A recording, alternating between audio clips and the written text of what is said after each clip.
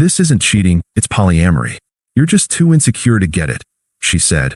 So I said, we're done, and left. Now she realizes it was just cheating, and she's all alone. Hey viewers, before we move on to the video, please make sure to subscribe to the channel and hit the like button if you want to see more stories like this. Thanks.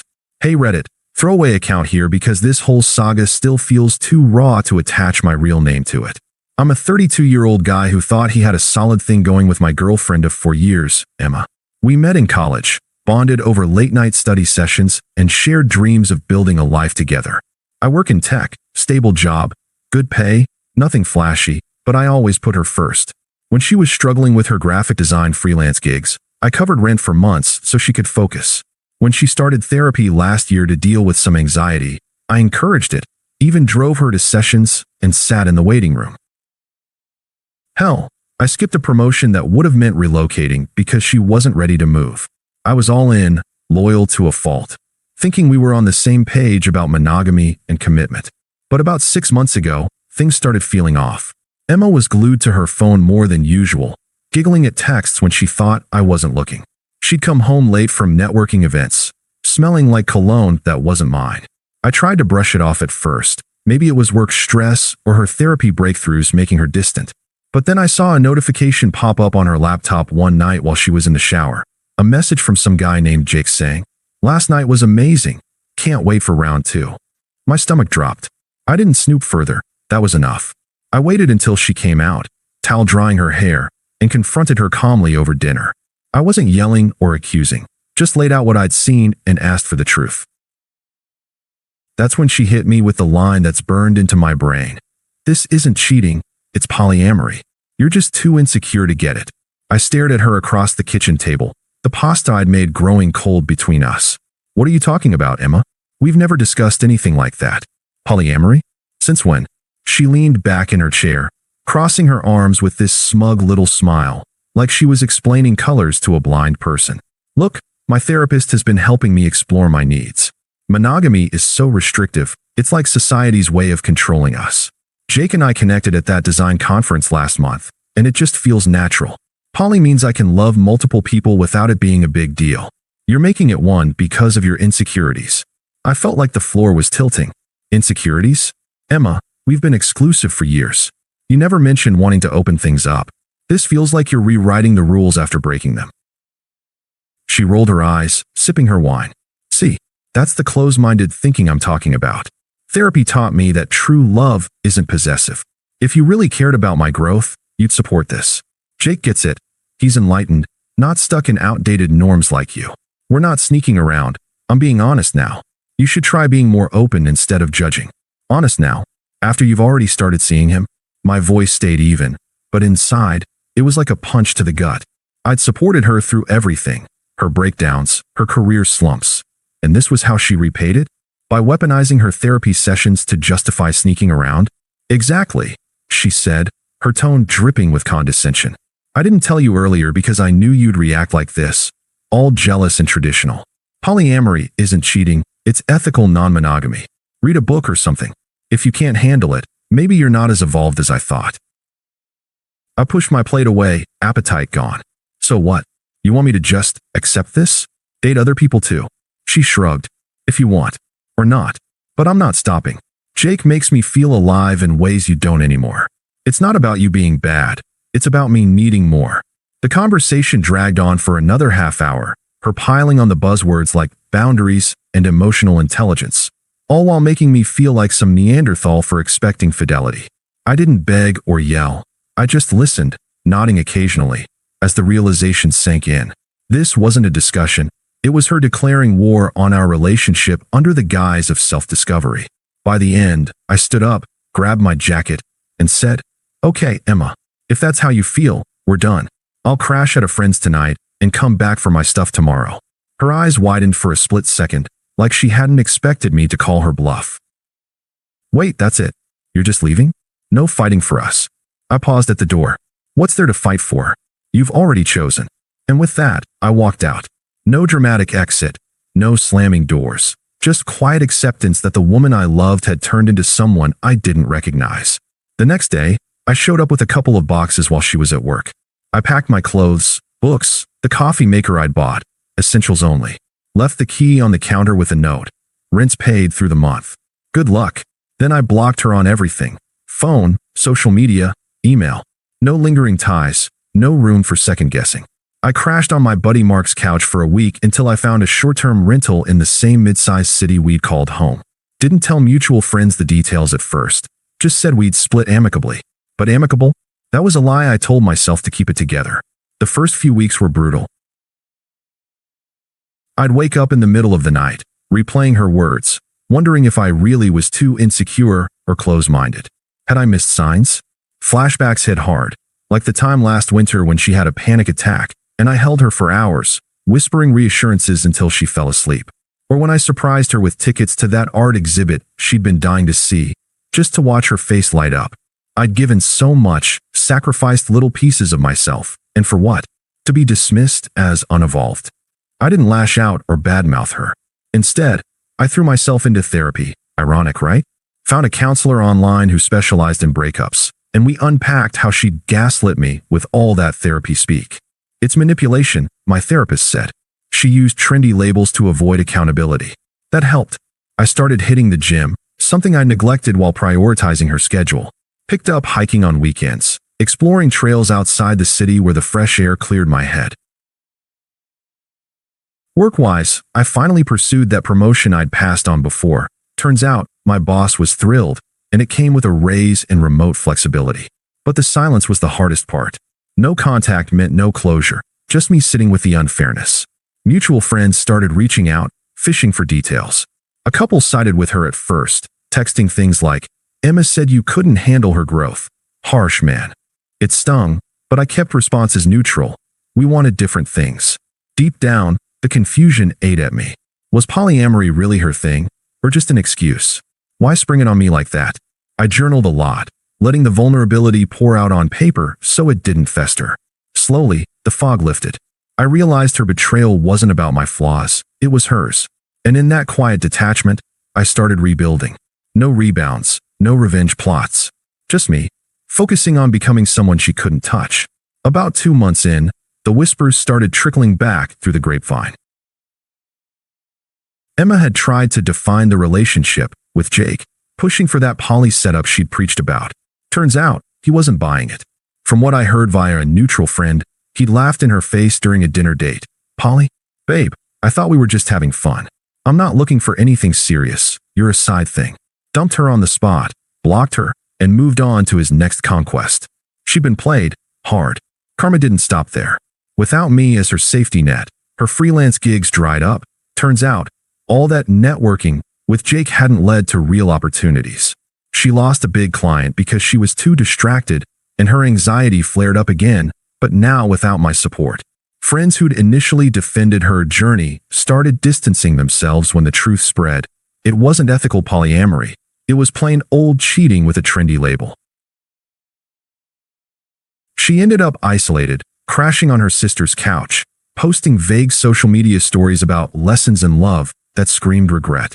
I didn't gloat or reach out, just kept building my life. New apartment, better routines, even started dating casually, meeting women who valued monogamy without the drama.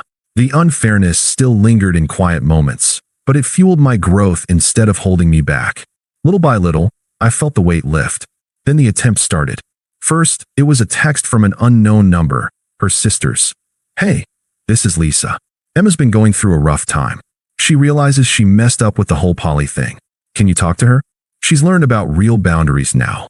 I read it twice, feeling a flicker of that old confusion, but shut it down. Not interested. Please don't contact me again. Blocked. A week later, Emma herself found a way around the blocks, probably a new number. She called while I was at the gym, leaving a voicemail. "Hey, it's me. I know you're mad, but Jake was a mistake. He didn't get it either. I thought poly was the answer, but it was just me being confused. Can we meet? I miss what we had." Therapy's helping me see I was wrong to spring it on you like that.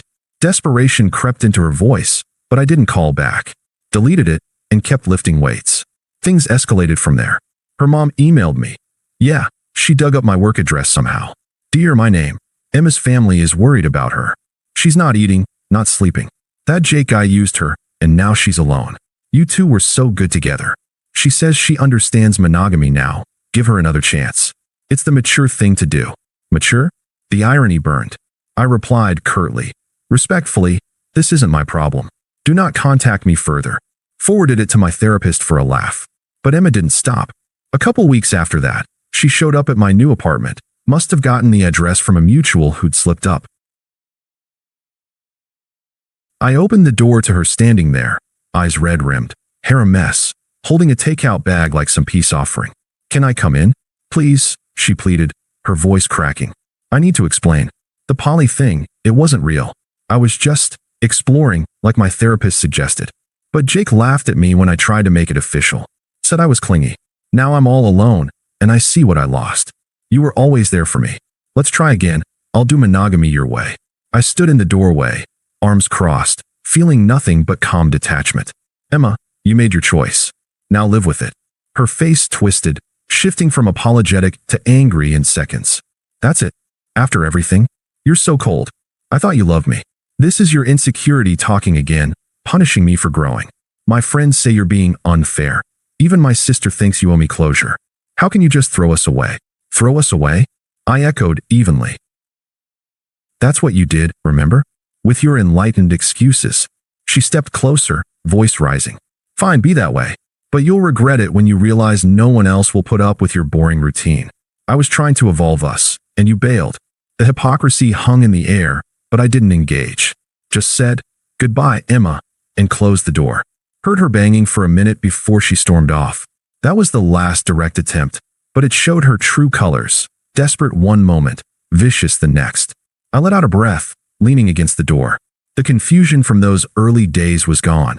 In its place was clarity. She'd unraveled, just like her flimsy justifications. And me? I was free. Update. For months post-breakup, life kept moving forward for me. With the promotion secured, I was traveling more for work, conferences in other cities, networking that actually built my career instead of derailing it. I upgraded to a nicer apartment downtown, one with a view of the river that reminded me to keep flowing. Dating picked up too. I met a woman named Sarah through a hiking group. Kind, straightforward, no games.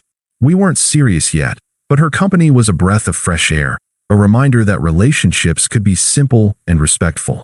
Meanwhile, Emma's downward spiral continued, pieced together from occasional updates I couldn't avoid.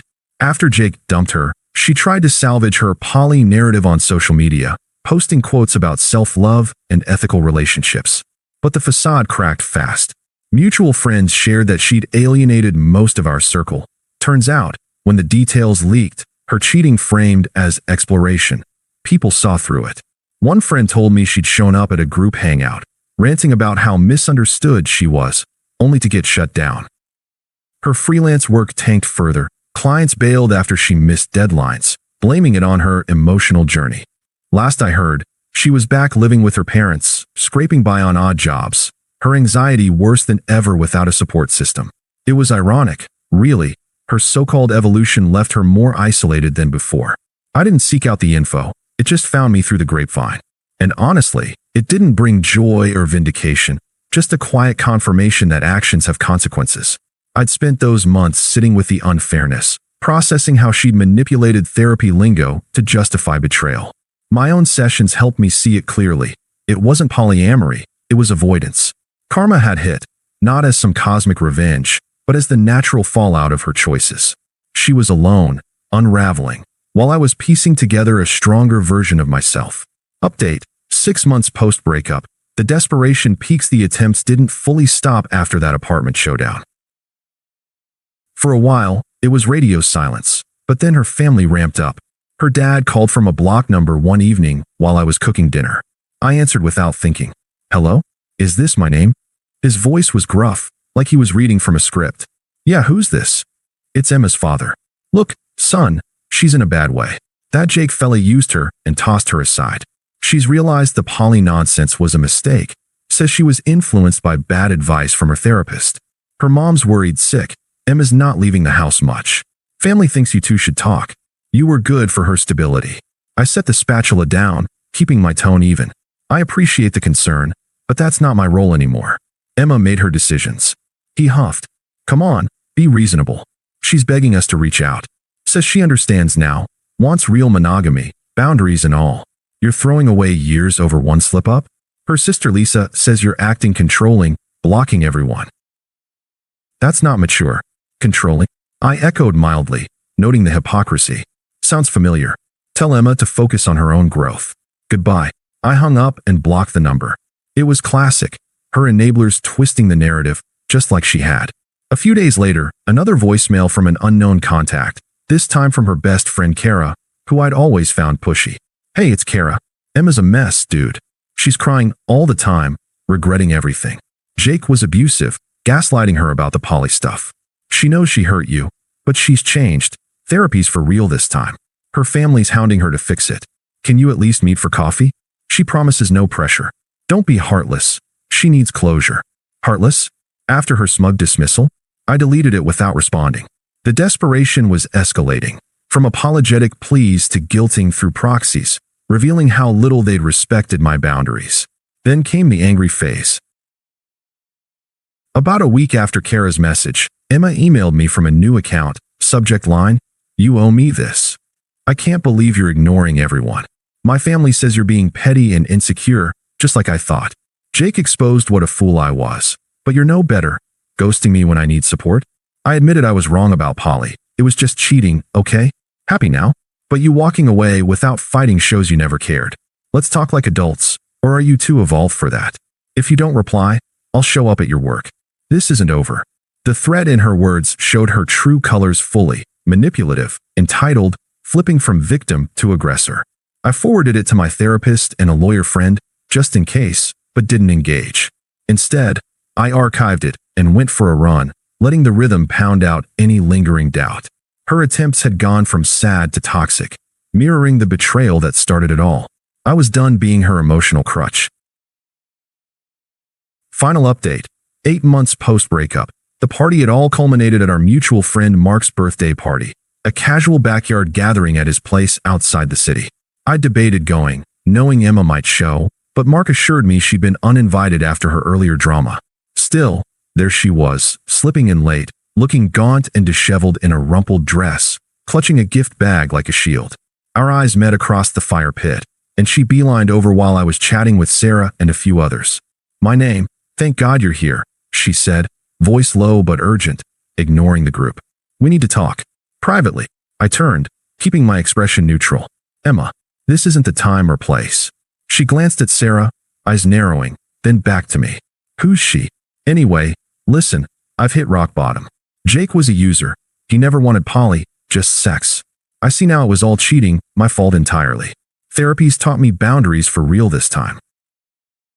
I understand what I lost. You were loyal, stable. Let's rebuild. I'll do whatever it takes." Her words rushed out, desperate, hypocritical after months of excuses. The group shifted awkwardly, but I stayed composed, sipping my beer. "Emma," I said calmly, reflecting her logic back. "I've decided I'm in a monogamous relationship with my own peace and happiness. I'm just not emotionally available for anyone else right now. You should understand that." Her face crumpled, then flushed with anger. "What? Throwing my words back at me? That's cruel. Look at you, new job, new girl, acting all superior. My family's right, you're heartless. I came here to apologize, to fix us." "There's no us to fix," I replied firmly, focusing on my growth. "I've built a life where you're irrelevant. Thriving career, real connections, no more confusion or manipulation. You're a chapter closed, Emma. Move on." She stood there, mouth agape, as the irony hit, her public unraveling on display while I mingled effortlessly, Sarah by my side. Mutual friends exchanged glances, the truth evident. She muttered something about me regretting it and stormed off, leaving the party early. It was the final reversal, her desperation exposed, my indifference complete. Thanks for watching. Make sure to subscribe to the channel and hit the like button. What do you think about this story? Share it in the comments.